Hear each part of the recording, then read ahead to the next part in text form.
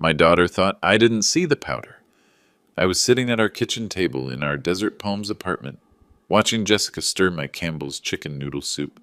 She had that fake smile plastered on her face, the same one she used for her Instagram stories, the same one that fooled 50,000 followers into thinking she was some kind of success story. But I saw the white residue on the wooden spoon. I saw her glance toward her bedroom, where that ring light was already set up. And I saw the way she avoided my eyes when she placed the bowl in front of me. "Here you go, Daddy," she said, her voice dripping with that practiced sweetness she used for her videos. "I made it extra special tonight." I just smiled and switched our bowls while she turned to grab her phone. She had no idea I'd been watching her for weeks. Let me tell you something about being invisible. When you're a 48-year-old janitor making $32,000 a year, people look right through you. But when you're that janitor's daughter with 50,000 Instagram followers, suddenly everyone sees you. Jessica had built her entire online empire on a lie. While I worked 60-hour weeks mopping floors at Phoenix General Hospital, she was posting pictures of designer purses that cost more than my monthly rent. $400 bags, $200 dinners at restaurants I'd never even heard of. Her bio read self-made entrepreneur living my best life. Self-made. That was rich. I'd raised her alone since she was 6, after her mother died in that car accident on the I-10. 20 years of double shifts, of choosing between groceries and her school supplies, of wearing the same navy blue Cintas uniform with Marcus Maintenance, stitched on the chest until the letters started peeling off. But Jessica's followers didn't know that. They saw her ring light setup worth $180, her iPhone 14 Pro that cost $1,200, and they thought she'd earned it all herself. The comments on her posts were always the same. Goals. How did you do it? Teach me your secrets. The secret was me. Working nights so she could sleep in. Paying $850 every month for this 2-bedroom apartment in Desert Palms so she'd have a place to film her content. Buying her groceries while she spent her earnings on props for her fake lifestyle. I found the receipts in her room one day when I was fixing her broken closet door. $2,400 in designer clothes over the past 3 months. All purchased while she was posting about being financially independent and giving advice about hustling smart.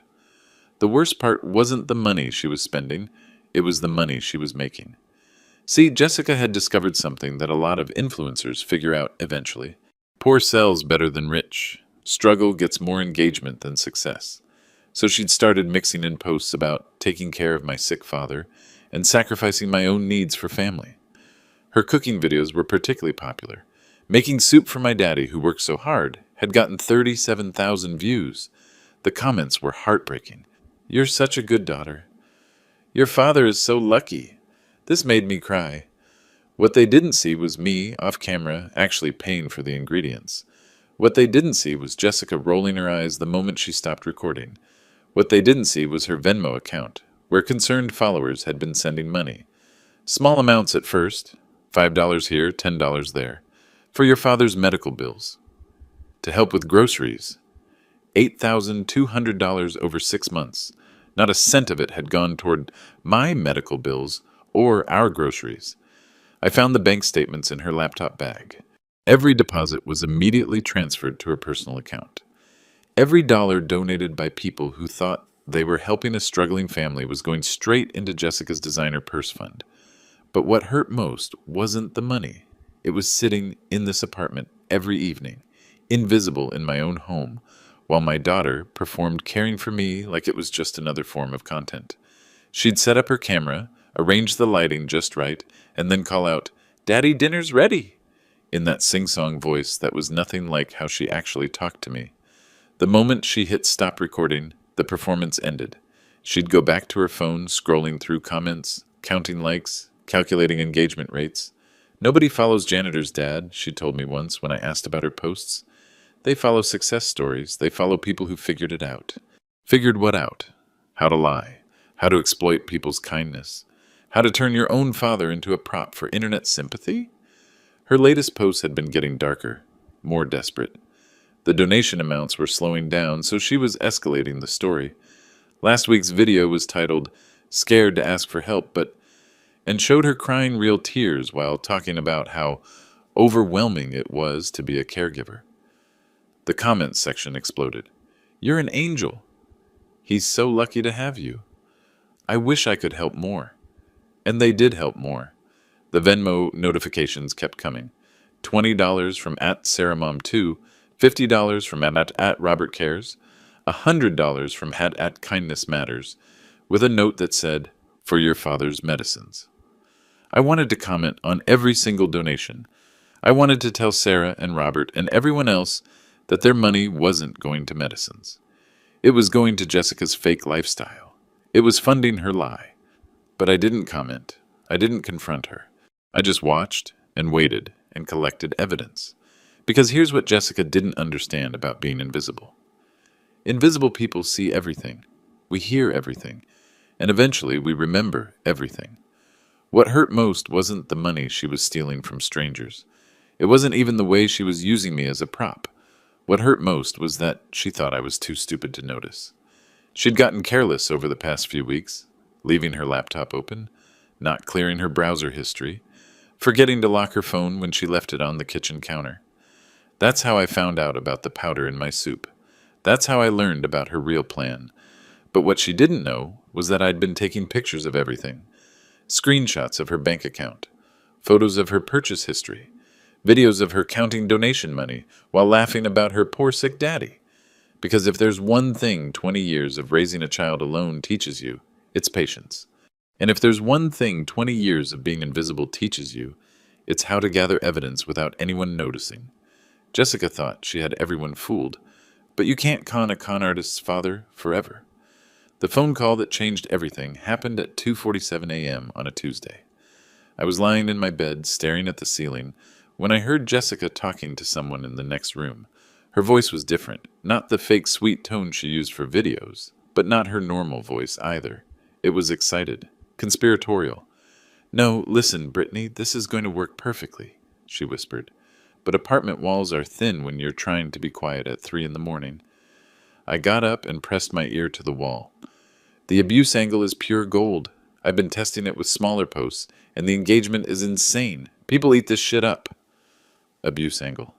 My blood went cold. I know, it sounds bad, but hear me out. Old people are trending right now. Elder abuse awareness, all that stuff.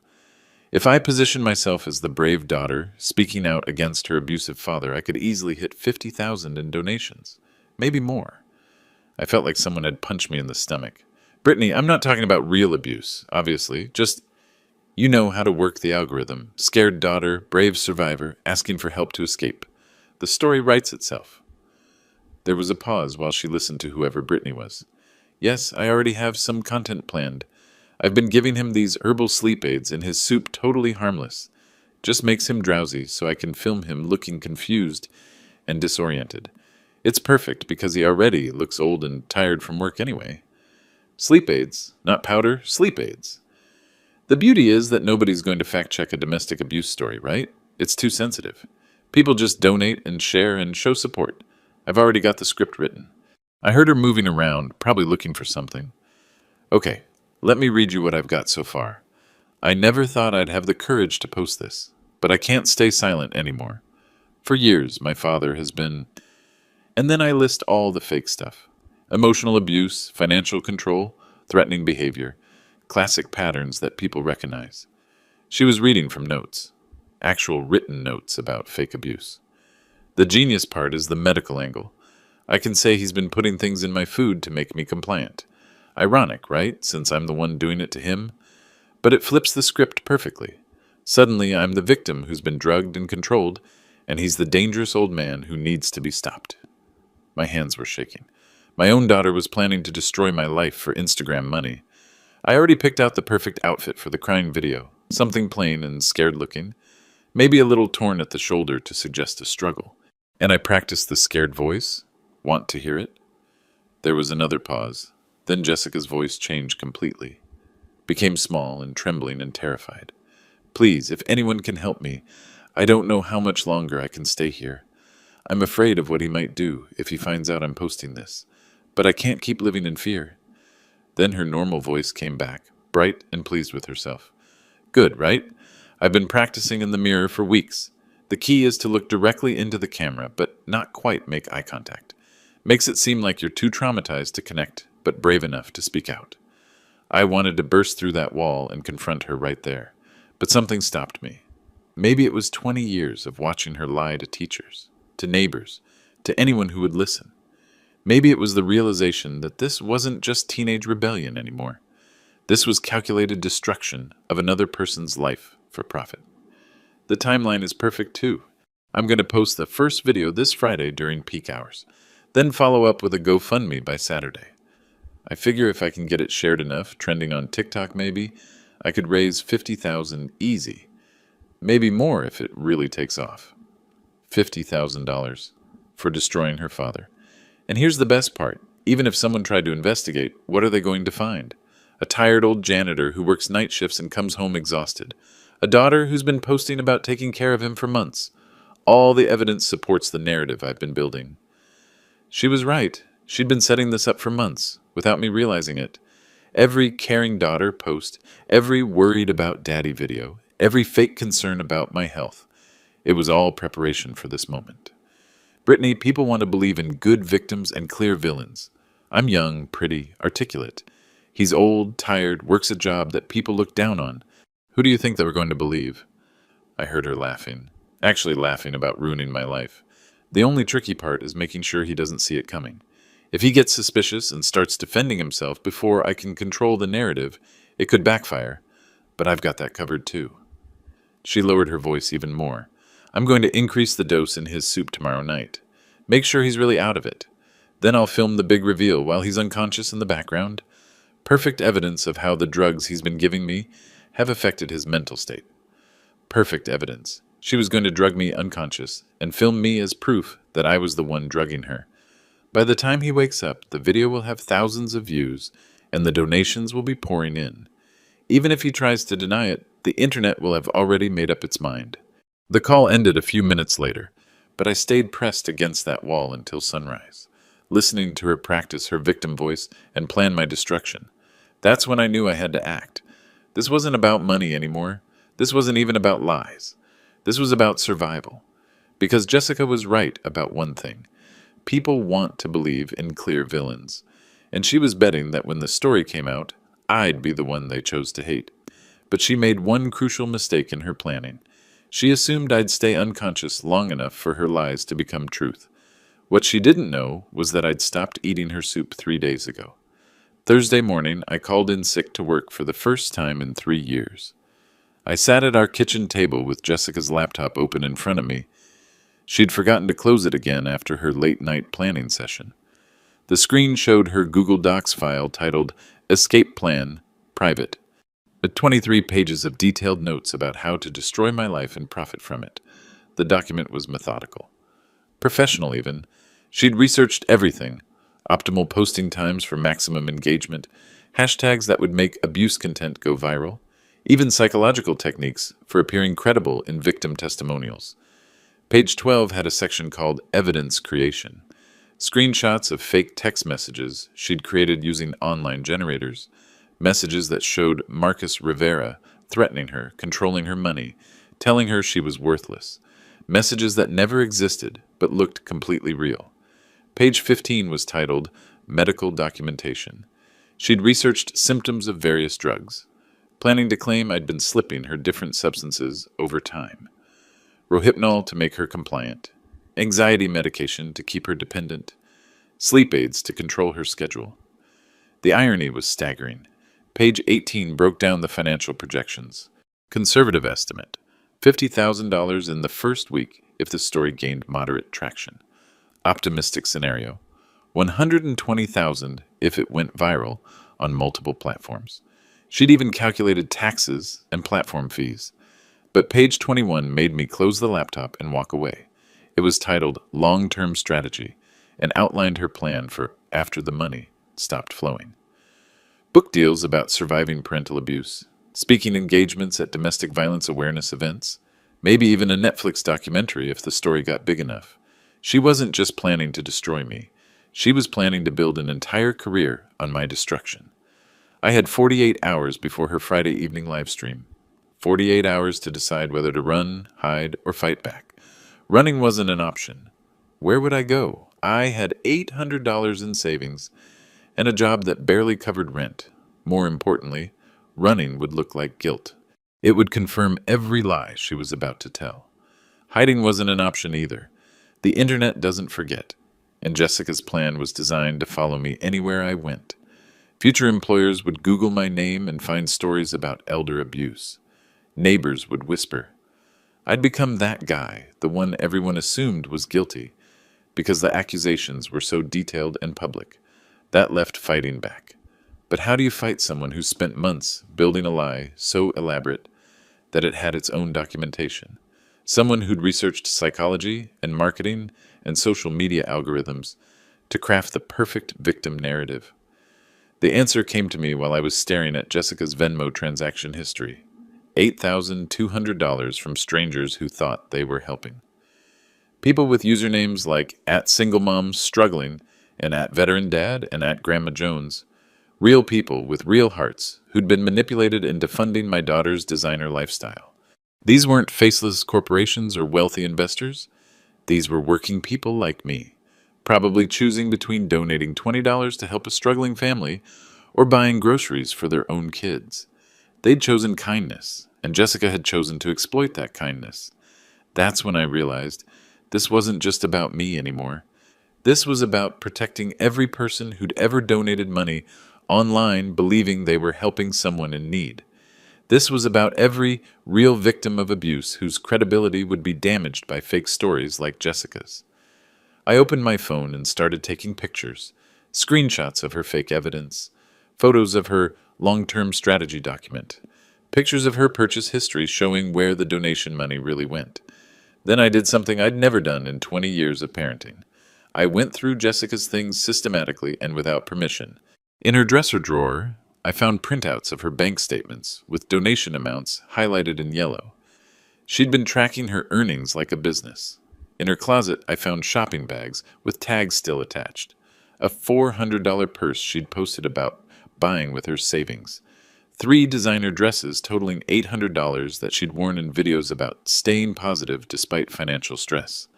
Under her bed, I found a notebook filled with practice scripts, different versions of her abuse story, with notes in the margins about which details got the most emotional responses in test posts. But the worst discovery was in her phone's photo gallery. She'd been taking pictures of me for weeks without my knowledge.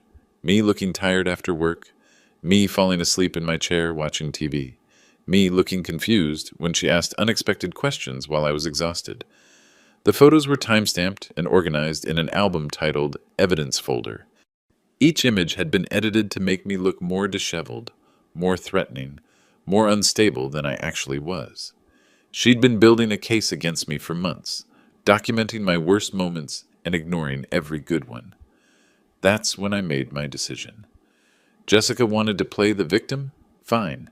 But she'd forgotten something crucial about victims and abusers. The truth always comes out eventually, and when it does, the person who's been lying has a lot more to lose than the person who's been telling the truth. I had 47 hours to prepare my own evidence, 47 hours to build my own case. But unlike Jessica, I wouldn't need to lie. Friday afternoon, I set my trap. Jessica had been nervous all day, checking her phone constantly and adjusting her ring light setup.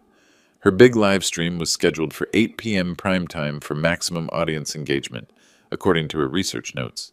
"Daddy, I'm making your favorite soup tonight," she announced around 5:30, her voice carrying that familiar fake sweetness. I looked up from my spot on the couch where I'd been pretending to watch TV while actually recording everything on my phone. "That's nice, honey." She busied herself in the kitchen, and I could hear her opening cabinets, running water, the familiar sounds of soup preparation. But I also heard something else, the soft rustle of a small paper packet being opened. My phone was propped against a book on the coffee table, camera pointed toward the kitchen. The video quality wasn't perfect, but it was good enough to see Jessica clearly as she stirred something white and powdery into the pot. She'd increased the dose, just like she'd told Brittany she would. "Dinner's ready," she called out, carrying 2 bowls to our small dining table. The larger bowl, my usual spot, had been placed in front of my chair. I made a show of checking my phone. "Oh, work's calling." Give me just a minute. Dad, the soup will get cold, Jessica said, and for the first time I heard genuine irritation break through her performance. Just 1 minute, honey. You know how Mr. Peterson gets when maintenance doesn't answer. I stepped into the hallway, pretending to take a call while actually watching through the doorway. Jessica sat down at the table and immediately pulled out her phone, probably checking her viewer count for the live stream she'd scheduled to start in 2 hours. This was my moment. I walked back into the dining room, still pretending to be on the phone. Sorry about that, I said loudly, then made a big show of sitting down in Jessica's chair, the one with the smaller bowl. She looked up from her phone, confused. Dad, you're in my... What? Oh, sorry, force of habit, I said, already picking up the spoon. This one's fine. I watched her face carefully as she realized what had happened. The larger bowl, the one with the extra drugs, was now in front of her. The smaller bowl, the one that was supposed to be hers, was in front of me. Actually, I usually sit there, she said, starting to stand up. It's fine, honey. We're just eating soup, not hosting a state dinner. I took a big spoonful from my bowl, the safe one, and made appreciative noises. This is delicious. Try yours. Jessica stared at her bowl like it was a snake. I'm not really hungry right now. Come on, you made such a big deal about cooking tonight. At least try it. I kept eating, making sure to finish most of my bowl while she sat frozen, staring at hers. Is something wrong with it? I asked innocently. It tastes fine to me. No, I just ate a big lunch. Jessica, you haven't eaten lunch at home in months. You're always out with friends or filming content somewhere. She picked up her spoon reluctantly. I think I'm coming down with something. Maybe I shouldn't eat in case it's contagious. Honey, it's just soup. Your grandmother's recipe, right? The one you always post about? I watched her face as she realized she was trapped. If she refused to eat, I might get suspicious. But if she ate, she'd be consuming the drugs meant for me. She took a tiny spoonful, barely wetting her lips. That's not eating. That's tasting. Are you feeling okay? You look pale. Jessica took another small spoonful, then another. I could see her calculating in her head how much could she eat without affecting herself. How little could she get away with? But she'd been planning for my body weight, not hers. She was 120 pounds to my 180. The same dose that was meant to make me drowsy would hit her much harder. I'm going to get some crackers, she said, standing up quickly. Too quickly. She had to grab the back of her chair to steady herself. Whoa, careful there. Are you sure you're not getting sick? I'm fine, just stood up too fast. But she wasn't fine. I could see it in the way she blinked slowly, in the way she had to concentrate on walking to the kitchen cabinet. Maybe you should lie down for a bit, I suggested. Rest up before your... What did you have planned tonight? Something with your friends? No, I have a live stream. Important live stream. Can't miss it. Her words were starting to slur slightly. What kind of live stream? Maybe I could help. Jessica turned to look at me, and I could see the panic starting to set in. She was realizing what was happening, but there was nothing she could do about it. The drugs were already in her system. Just beauty stuff. You wouldn't understand.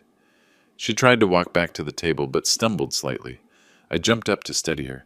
Honey, you need to sit down. You're not looking good. I'm fine. Just need some coffee. But even as she said it, her eyes were getting heavy. She leaned against the kitchen counter, trying to fight off the effects of her own medicine. Jessica, what did you put in that soup? Nothing. I don't know what you're... She was fading fast. The sleep aids she'd chosen were powerful, designed to knock out someone much larger than herself. Did you put something in my food, Jessica? Dad, I need to... Her knees buckled. I caught her before she could fall and helped her to the couch. Rest now, honey. We'll figure this out when you wake up. Jessica tried to say something else, but the words wouldn't come. Her phone was still in her hand, the screen showing her live stream setup page. 8 p.m. 50,000 expected viewers. It was 7:15. I gently took the phone from her hand and looked at the screen. Her whole plan was right there, the title she'd chosen, the emotional thumbnail she'd created, the description promising, "The truth I've been too scared to share." 50,000 people were about to log on, expecting to see a brave young woman expose her abusive father.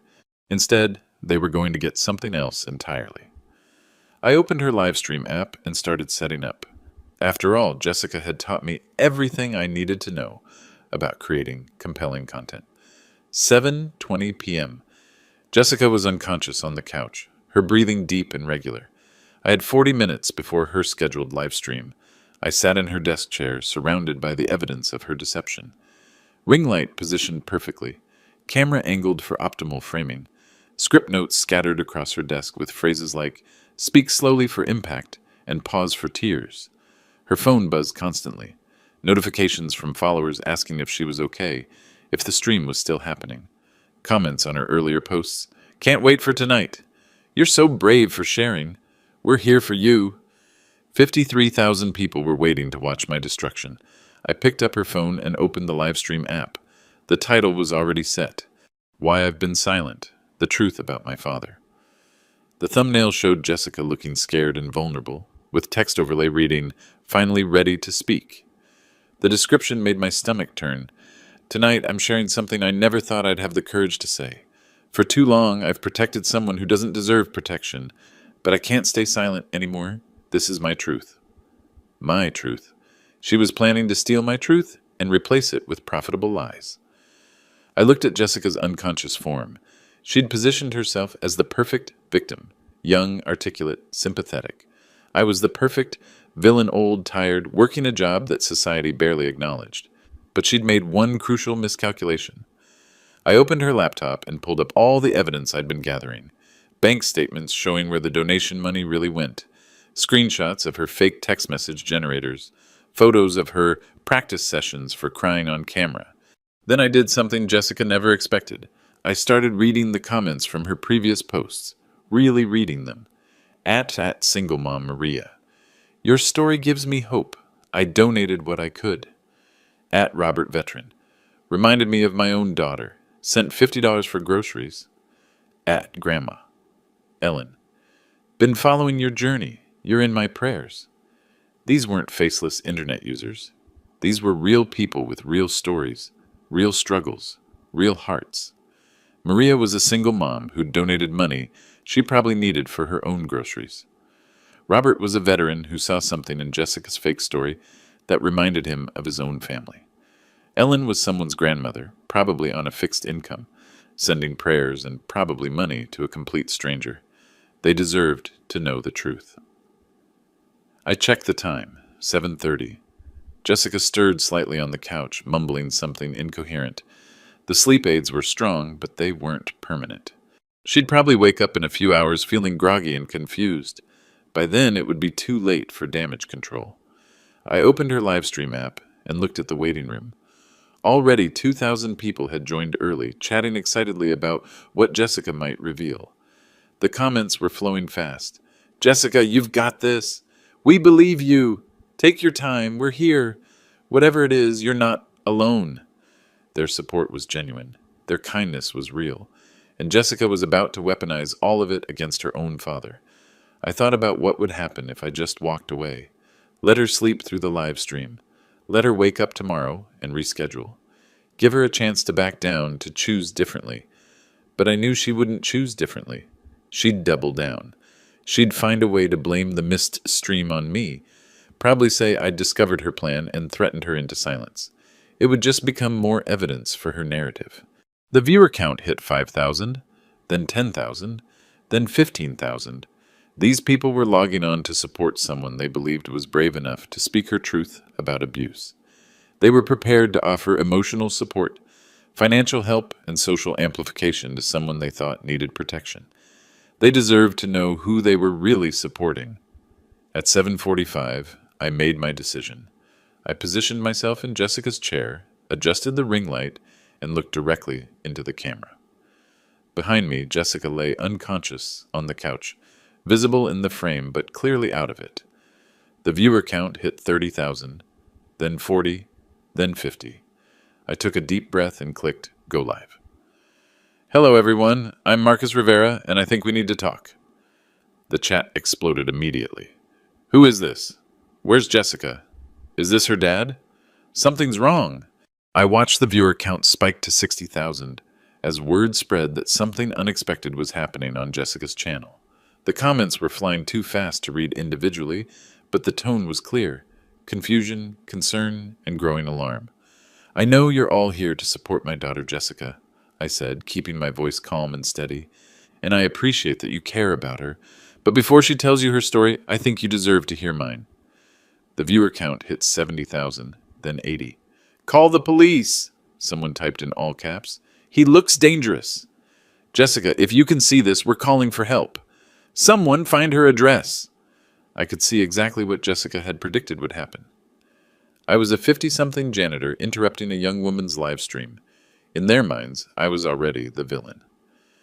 My name is Marcus Rivera. I work nights as a janitor at Phoenix General Hospital. I make $32,000 a year, and I've been raising Jessica alone since she was 6 years old. More comments flooded in. Why is he talking? This is scary. Someone needs to check on Jessica. But then I noticed other comments starting to appear. Wait, let him talk. Something seems off about this whole situation. Why is she unconscious? I leaned forward slightly, making sure my face was clearly visible in the camera. Jessica told you she's been taking care of her sick father. She's shown you videos of her cooking for me, worrying about my health, sacrificing her own needs for mine. Tonight, she was planning to tell you that I've been abusing her. The comment section went wild. What? No way. Jessica would never lie. He's trying to control the narrative. But mixed in with the disbelief, I saw other reactions. This explains why she always seemed off. I wondered about some of her stories. Why would he go live on her account if he was guilty? For 8 months, you've been sending Jessica money, I continued. Small amounts. $5 here, $20 there. Money for groceries. Money for my medical bills. Money to help a struggling family. I held up a printed bank statement. This shows $8,200 in donations from people like you. Good people. Generous people. People who wanted to help. The viewer count reached 90,000. The story was spreading beyond Jessica's followers now, shared across platforms as people tried to figure out what was happening. None of that money went to groceries. None of it went to medical bills. It went here. I held up Jessica's purchase receipts. $400 purses, $200 dinners, designer clothes. The money you donated to help a struggling family funded a fake lifestyle. Comments started changing. Show us proof. This could be fake too. Why should we believe you? I have screenshots of her Venmo account, I said, opening Jessica's laptop. I have photos of her practice sessions where she rehearsed, crying for the camera. I have her written plans for tonight's stream, including the fake evidence she created to make you believe I was dangerous. Behind me, Jessica stirred slightly, but didn't wake up. Wait, why isn't she responding to any of this? She looks drugged. Did he drug her? Actually, that's exactly what happened, I said calmly. But not the way you think.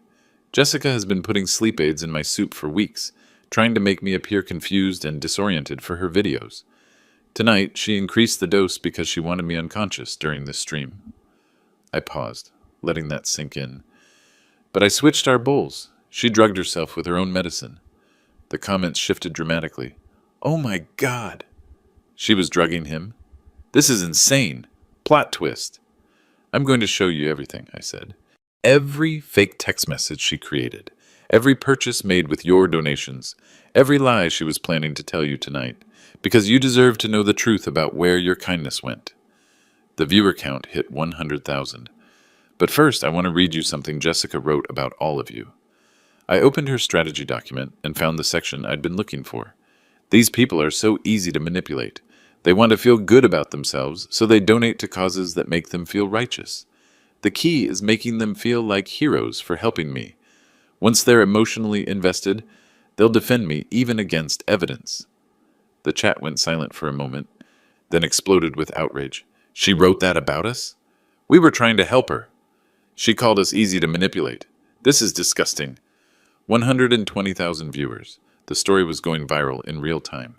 Now, I said, let me show you exactly how she was planning to destroy her father for content. 130,000 viewers watched as I opened Jessica's evidence creation folder. This document is titled Long-Term Strategy, I said, sharing her screen with the audience. Page 18 shows her financial projections. Conservative estimate, $50,000 from tonight's abuse story. Optimistic scenario, $120,000 if it goes viral. The chat was moving so fast it was just a blur of outrage. She had a business plan? This is sick. She was going to make 120K off fake abuse? How is this real? I scrolled to page 12. Here's how she planned to create evidence against me. Screenshots of fake text messages. Look at these. I displayed the fabricated conversations she'd created using online generators. Messages that showed Marcus Rivera sending threatening texts. You better not tell anyone about this. Nobody will believe you anyway. You know what happens when you disobey me? These messages don't exist in either of our phones, I said. She created them using a fake text generator website. The timestamps show conversations that supposedly happened while I was at work, documented by my hospital security badge logs. More evidence appeared on screen. Timestamp, March 15th, 11:47 p.m. Stop crying or I'll give you something to really cry about. My work record, March 15th, 11:30 p.m., 7:30 a.m. Shift at Phoenix General Hospital. Notice anything? I asked. She has me sending threatening messages at 11:47 p.m. on March 15th, but hospital security logs show I was on duty from 11:30 that night until 7:30 the next morning. I was mopping floors in the cardiac wing when I supposedly sent these threats. The viewer count hit 150,000. Let's look at the financial evidence. I opened Jessica's bank statements, highlighting each Venmo deposit in yellow. March 3rd. Concerned mom sent $25 for daddy's medicines. Same day, Jessica spent $28 at Starbucks and $37 on a manicure. March 10th, at Veteran Bob sent $50 for grocery help. Same day, Jessica bought a $140 top from Urban Outfitters. March 18th, at Grandpa Charlie sent $15 with a note saying, for the electric bill. Same day, Jessica spent $89 on sushi and posted it on her Instagram story. I kept scrolling through months of evidence. At Single Mom, Lisa sent her last $20 on April 2nd, writing, I know what it's like to struggle.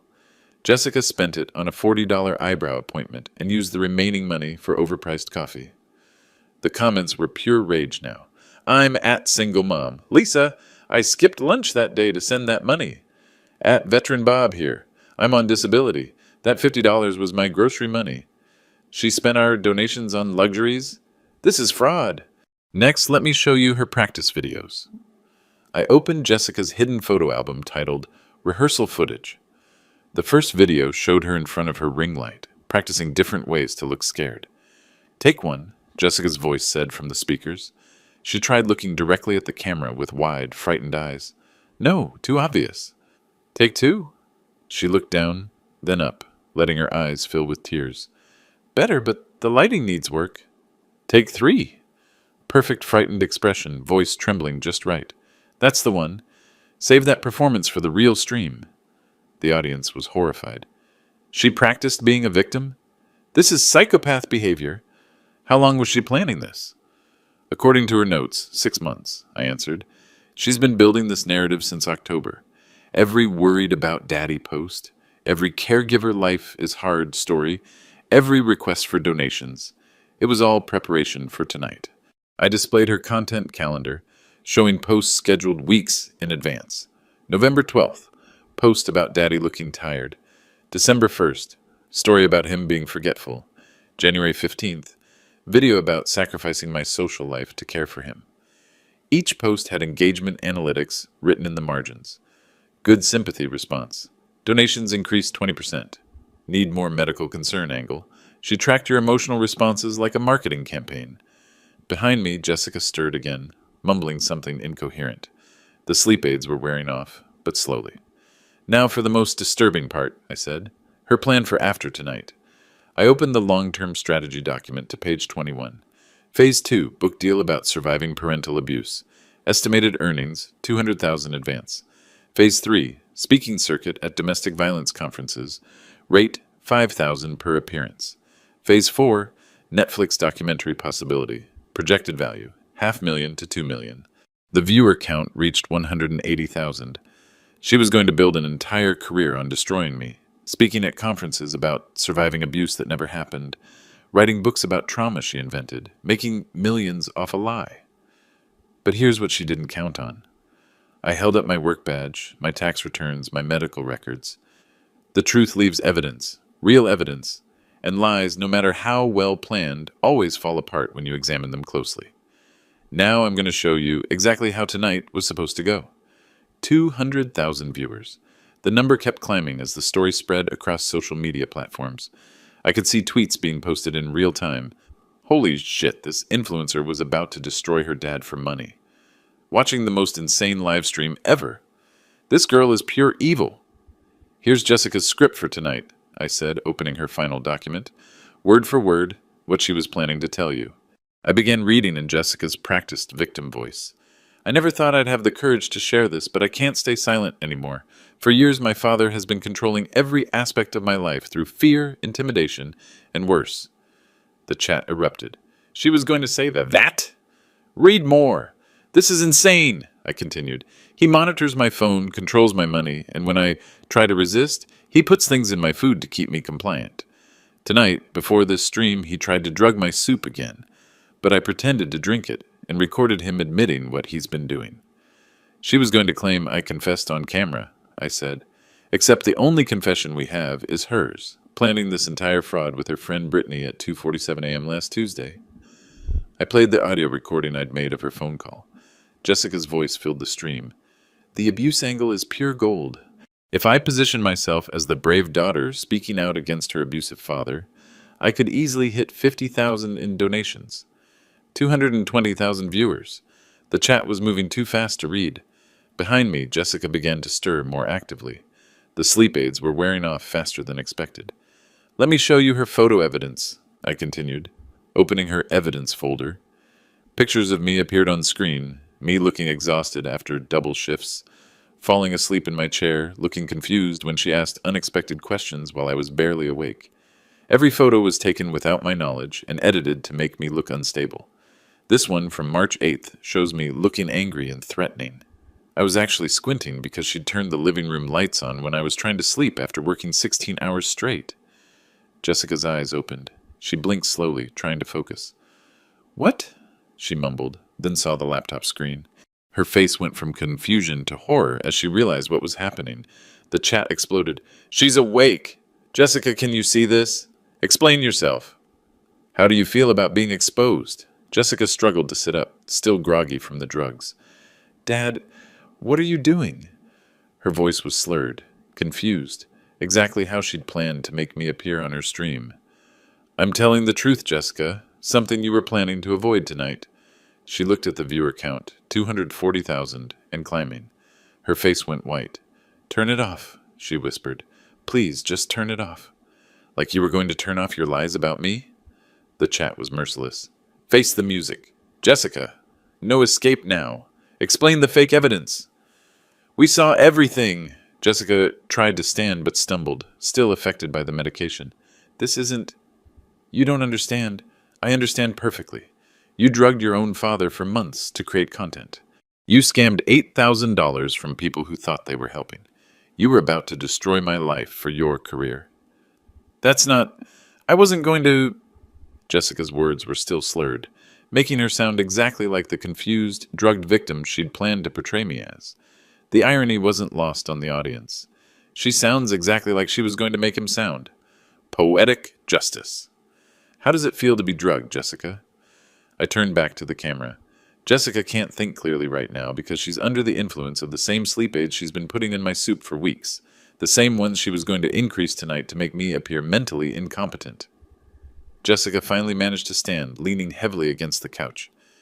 You have to stop this. My career. My followers. Your followers deserve to know who they were really supporting. 250,000 viewers. The number was still climbing. I opened her DMs folder. Let me read some messages Jessica sent to brands trying to get sponsorship deals.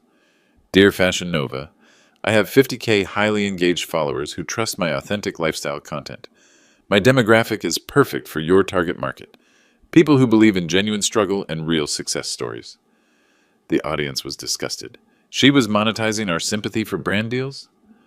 Authentic lifestyle content? Everything was fake. Jessica grabbed for the laptop. Stop reading those. But she was still unsteady from the drugs and missed. Her attempt to silence the stream only made her look more guilty. Here's another one. Dear HelloFresh, my followers love my content about cooking for my sick father. A partnership with your meal kits would be perfect for my caregiving brand. Caregiving brand? I repeated. She turned our relationship into a brand. Jessica was crying now. Real tears, not the practiced ones from her rehearsal videos. Please, Dad, I'm sorry. I didn't mean... You didn't mean to get caught. The comments were relentless. Those tears looked different from her practice videos. Now she's sorry. Too late, Jessica. Apologize to everyone you scammed. I pulled up her GoFundMe draft, the one that was supposed to go live after tonight's stream. Goal, $50,000. Help Jessica escape abuse and start over. I read her prepared description. After years of suffering and silence, I finally found the courage to speak out about my father's abuse. Now I need your help to escape and build a new life free from fear. The viewer count hit 275,000. Every dollar would have been stolen. Every share would have spread lies. Every comment of support would have been based on fraud. My phone started ringing. Then Jessica's phone, the apartment phone. News outlets, I realized. The story was breaking beyond social media. Jessica looked at all the ringing phones, at the laptop screen showing nearly 300,000 viewers, at the chat moving too fast to read. Her entire plan had not just failed, it had backfired spectacularly. I want everyone who donated money to Jessica to file complaints with their banks, I said to the camera.